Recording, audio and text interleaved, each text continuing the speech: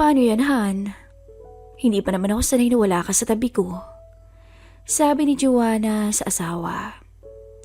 Hindi maitago sa mukha ng mistisang may bahay ang lungkot dahil kailangang umalis muna ng asawa ng 1 buwan para sa ikabubuti ng negosyo nila.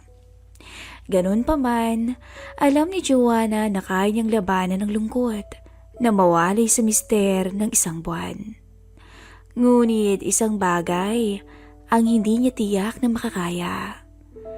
Ang hindi matugunan ang pangangailangan niya bilang babae sa kama sa ganung katagal na panahon. Paano, Han? Ayaw man kitang iwan dito, pero kailangan Di bale, kapag napaaga namang matapos ang negosasyon, makawala pang 1 buwan, makakauwi na ako. Tugon naman ni Dennis sa misis. Parehas may kaya sa buhay ang bagong mag-asawa na si Joanne at Dennis. Sa edad na 26 ay inaya ni Dennis si Joanne na magpakasal agad. Hindi man gagapuhan si Dennis ay nagawa niyang masungkit ang magandang dalaga. Dahil na rin sa diskarte at pagiging maasikaso nito sa babae. Hindi naman din kasi maselan sa lalaki si Joanna. Kahit alam ng karamihan kung gaano kaakit-akit ang ganda nito. Siya yung tipo ng babae na hindi maarte sa lahat ng bagay. Kahit laking mayaman ay hindi magawa ni Joanna na mandiri sa ibang tao. Pero isang bagay ang hindi alam ni Joanna sa mister. Ito ay ang talamak na pambababae nito kapag umaalis to. Lagi itong nagdadahilan na may aasikasuhin sa kanilang negosyo. Pero ang totoo ay makikipagkita lamang ito sa babae niya. Niyakap ni Joanna ang mister mula sa kanyang likuran. Kinabukasan na kasi ang alis nito kaya ito na ang huling gabi nila na magkakatabi sa kama. Han, paano na ako? Sino nang magpapasaya sa akin tuwing gabi? Paglalambing pa ni Joanna. Hindi na malay ni Joanna na tulog na pala ang mister. Pagsulyap niya sa harapan nito, napasimangot na lang ang babae. Bagong ligo pa naman si Joanna dahil naghanda talaga to para sa mister. Gigisingin sana ni Joanna ang mister pero naisip niyang maaga pa tong aalis bukas. Baka maiwan to ng eroplano papuntang Davao. Ang hindi alam ni Joanna ay sa ibang babae na naman dediretso ang kanyang mahal na asawa. Madaling araw pa lang ay nakaalis na ang asawa ni Joanna. Hindi na niya to hinatid sa airport. Panigurado kasing lalo niya itong mamimiss. Kinabukasan, maagang nagising ang mistisang misis. Naninibago siya sa kanyang paggising dahil wala ang mister niya na kumakalabit sa kanya tuwing umaga. Nakasanay na kasi ni Joanna na siya muna ang magiging almusal ng babaerong asawa bago siya mag-almusal sa umaga. Matapos mag-toothbrush at maghilamos, agad bumaba si Joanna sa kusina para mag-almusal. May 2nd floor kasi ang bahay na pinatayo nilang mag-asawa. Magandang umaga, Ma'am Joanna. Nakaluto na po ako at kumain na kayo. Bungad sa kanya ng 54 years old nilang kusinera na si Aling Delia.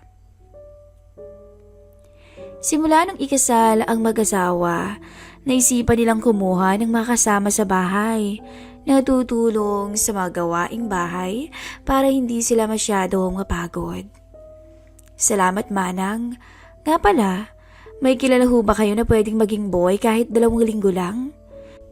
Hirap kasi ako na wala akong mautusan na magbuhat ng mga gamit na nakakalat sa bakuran o kahit tagadilig ng mga halaman ko sana, Manang.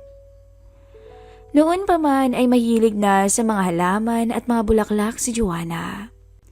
Kaya kung may taong papasyal sa bakuran nila, ay talagang mapapawaw to sa dami at iba't ibang klaseng mga bulaklak na naroon. Sa ngayon ay hindi maasikaso ni Joanna ang mga yun, lalo't wala ang kanyang mister na tumutulong sa kanya. Kung gusto niyo yung pamangkin ko na lang ma'am, sanay yun sa anong klaseng trabaho. Itanong ko, baka pwede siyang mag-stayin dito ng 2 linggo. Sige manang, aasahan ko yan ha? Naging tahimik ang unang gabi para kay Joanna. Tanging malambot na unan ang kayakap niya sa malamig na gabi. Maagang nagising ang mistisang misis. 6:00 pa lang ay nagkakape na to habang pinagmamasdan ang mga paborito niyang bulaklak mula sa taas na beranda. Nagulat si Joanna nang mabungaran niya ang isang di pamilyar na lalaki. Nagbabawas to ng damo gamit ang grass cutter. Nakasando ang lalaki at pawisan na. Halatang kanina pa naglilinis ng bakuran. Agad na alala ni Joanna na baka ito na ang pamangkin ni Aling Delia na sinasabi niya. Hinayaan niya lang ang lalaki na magtrabaho. Tsaka ito pinagmasdan habang nagkakape. Hindi napapansin ni Joanna na napapakagatlabi na pala siya. Hindi niya napapansin ang sarili na tila nag-e-enjoy na siya na pagmasdan ang nakasandong binata na matikas ang pangangatawan. Habang tumatagal ay lalong napapansin ni Joanna ang kagapuhan ng lalaki. Sa tansya niya ay nasa edad 18 or 17 ito base sa itsura. May tattoo din to sa braso na lalong nagpakaisig sa kanya bilang lalaki. In fairness ha, gwapo siya. Sa isip-isip ng babae. Pero kahit nagagapuhan si Joanna sa binata, wala sa hinagap ng isipan niya na subukan sa kama ang binata. Para kay Joanna, para lang niya tong mas nakababatang kapatid na lalaki. Isa pa pinangako niya sa sarili niya na sa mister lang niya iaalay ang katawan niya. Pero kung alam niya lang sana ang kalokohan nito. Habang patuloy na pinagmamasdan ni Joanna ang binata, ay biglang nag-ring ang cellphone mula sa kanyang bulsa. Tumawag ang mister niya. Han, kumusta ka dyan? Bungad ni Dennis sa misis. Eto. Miss na kita agad, Han. I miss you too, Han. Alam mo, ini-imagine nga kita kagabi. Pagsisinungaling ng mister niya. Pero ang totoo, ibang babae ang pinag-aabalahan nito sa kama kagabi. Ganon pa man, tila kinilig at nakaramdam tuloy ng uhaw ang magandang misis sa sinabi ng kanyang asawa mula sa kabilang linya. Loko ka, Han? Matagal ka pang uuwi dito kaya huwag mo akong pinapasabik, Tila nagpapalambing na tono ni Joanna. 1 buwan lang, Han. Mabilis lang yun. Hayaan mo pag uwi ko dyan. Baka hindi ka makalakad ng diretso pag nilambing kita. Pilyong biro pa ng lalaki. Napangiti na lang si Joanna. Hindi niya napansin na nakatingin na pala sa kanya ang lalaking kanina pa niya pinagmamasdan. Nagpaalam si Joanna sa kanyang mister. Bababa na kasi ito para mag-almusal dahil nakaramdam na to ng gutom. Mag-alas 7 na ng oras na yun kaya siguradong nakaluto na ng almusal si Aling Delia. Bago bumaba ay muling lumingon si Joanna sa baba ng beranda. Paglingon niya ay nakatingin sa kanya ang binata. Nakangiti ito habang kumakaway sa kanya. Nailang si Joanna sa binata. Kaya matipid nang umiti ito at agad na umiwas ng tingin sa lalaki. Hindi alam ni Joanna kung bakit ganoon ang naging reaksyon niya. Para siyang nahiya na dapat ay hindi naman. Naguluhan si Joanna sa sarili. Ngunit binaliwala na lang niya muna yun. Bago mag-almusal ay pinatawag ni Joanna ang part-time boy para magpakilala sa kanya. Dito niya napag-alaman na nagsasaka rin pala ng palay ang pamangkin ni Aling Delia doon sa lugar nila. Habang nakaupo sa pagkainan, lumapit ang matipunong binata kay Joanna. Nakatayo to sa harap niya. Hindi nakaligtas sa mata ng magandang may bahay kung gaano kakisig ang lalaki. Siya si Edward, 18 na taong gulang. Dating nag-aaral sa college bilang scholar dahil sa galing nitong maglaro ng basketball. Isa siya sa pambato ng school. Ganun pa man, ay kulang na kulang pa rin ang pagiging scholar niya para matugunan ang mga gastusin sa eskwelahan. Kaya napilitan siyang tumigil muna ng 1 taon. Sa ngayon ay may pinapasaka sa kanyang kalahating ektarya na lupain. Pero dahil gusto niyang humanap ng mas okay na oportunidad, ay minabuti niyang ipaubaya muna sa kapatid na lalaki ang pagsasaka sa nasabing lupain. Batak sa trabaho si Edward. Laking hirap, kaya hindi alintana ang mabibigat na gawain. Kung pagmamasdan siya ng malapitan, ay gwapo pa rin to kahit medyo maitim ang kanyang balat dahil laging nasa bukid at babad sa araw. Palihim na napalunok ang mistisang misis nang makita ang kagapuhan ng binata ng malapitan. Nakalimutan tuloy nitong may asawa na siya. Ayaw man niyang aminin, pero natakam siya sa nakasando at pawisang binata na nakatayo ngayon sa kanyang harapan. Ako nga pala si Joanna. Butit pumayag kang maging part-time boy, may sinasaka ka palang bukid sa inyo. Gusto ko rin po kasing sumubok ng iba, ma'am. Tsaka, ando naman po yung kuya ko para asikasuhin yung bukid. Ganun ba? O siya, kumain na kayo ng tita Delia mo. Tas pakibuhat yung mga ibang tambak na gamit mamaya sa labas, okay? Sige po, ma'am. Nahihiyang sagot pa ng binata sa tisay na amo. Araw ng Sabado.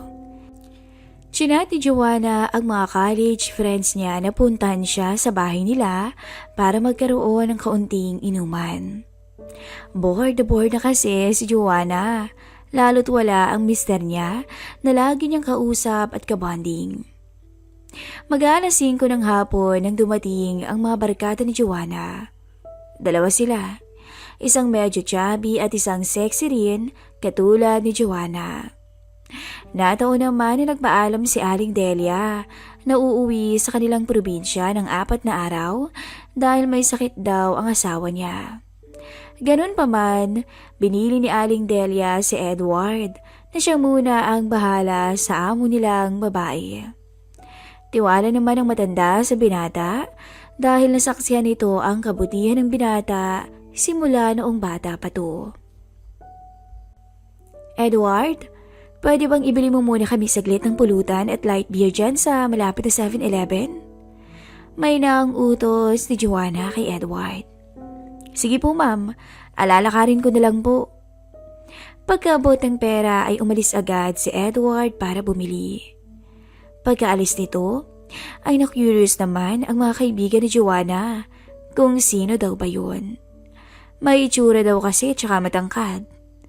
Sinabi naman ni Joanna na part-time boy niya ang binata. Pagbalik ni Edward, nagsimula na ang inuman ng mga magkakaibigan. Ha? Anong sabi mo? 2 lang kayo dito sa bahay ng tall, dark, and handsome na yon?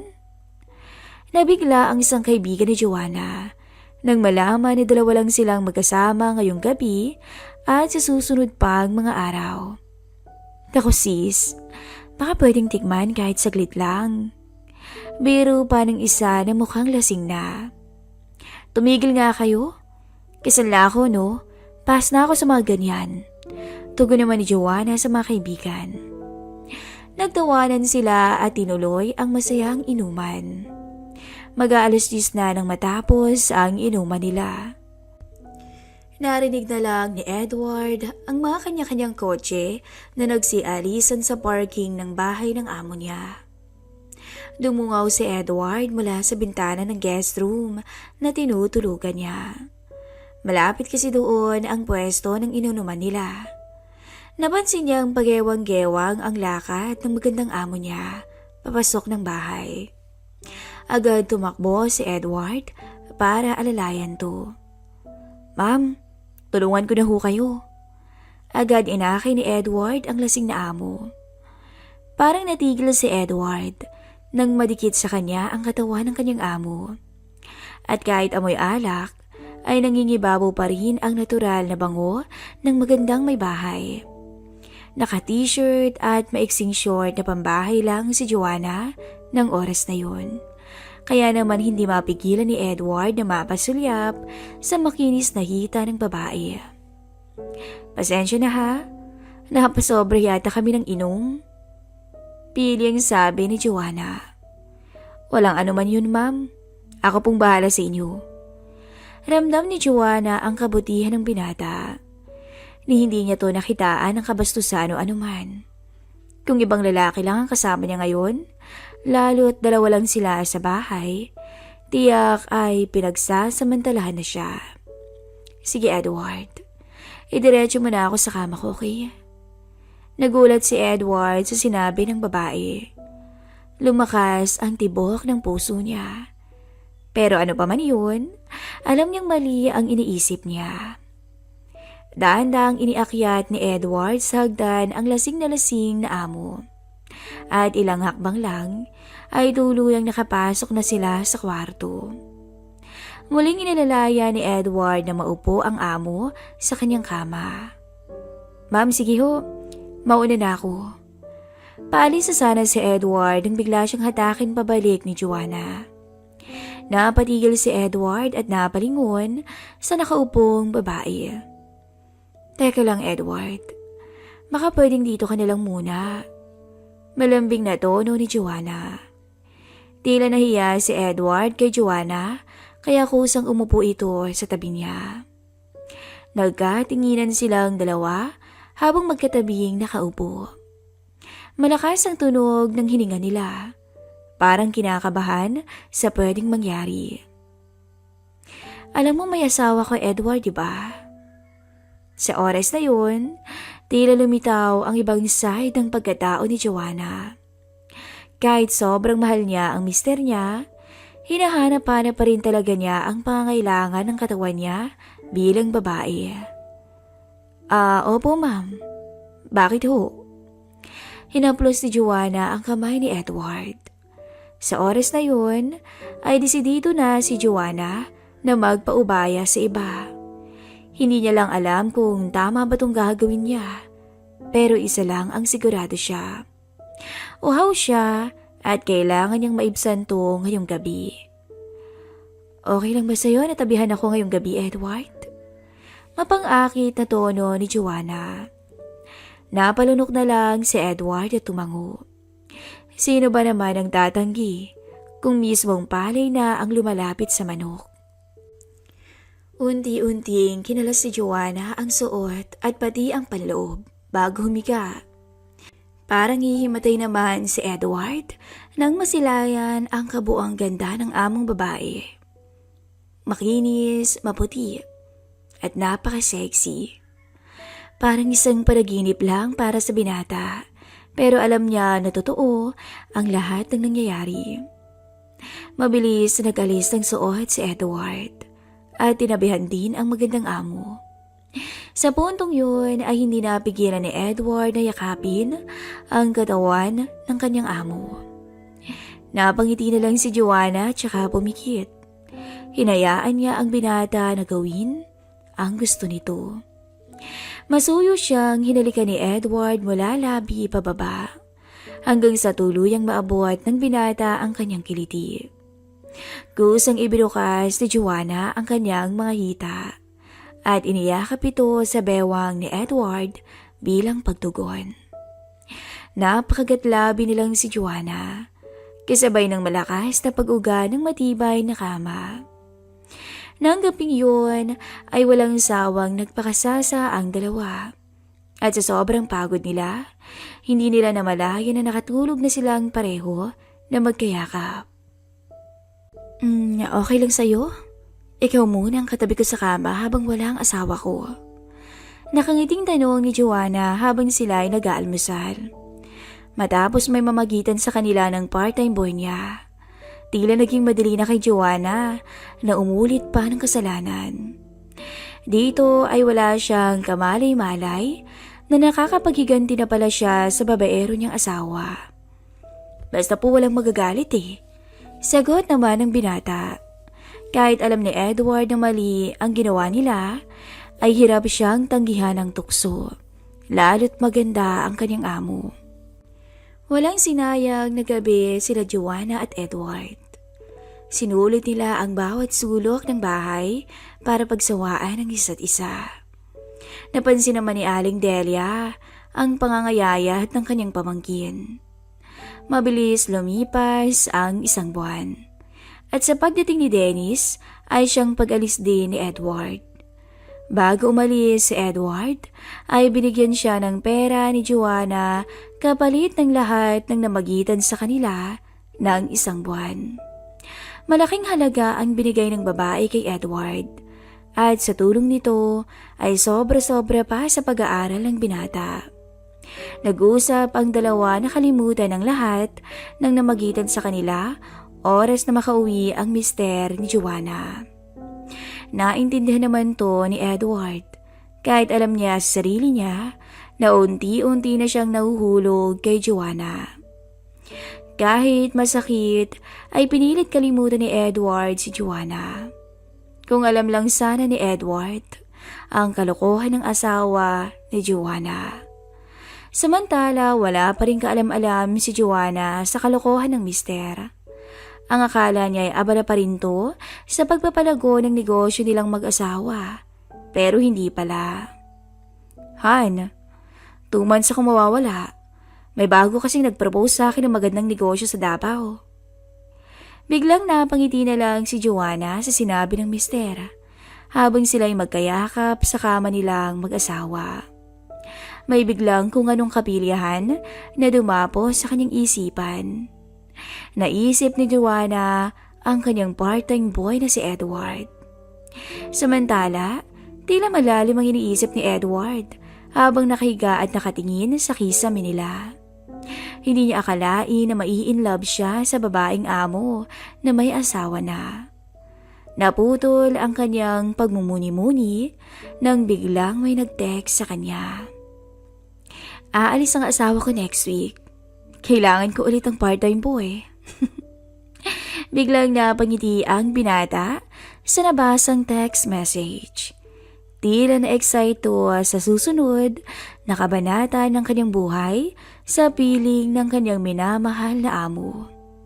Hanggang dito na lang po ang ating kwento.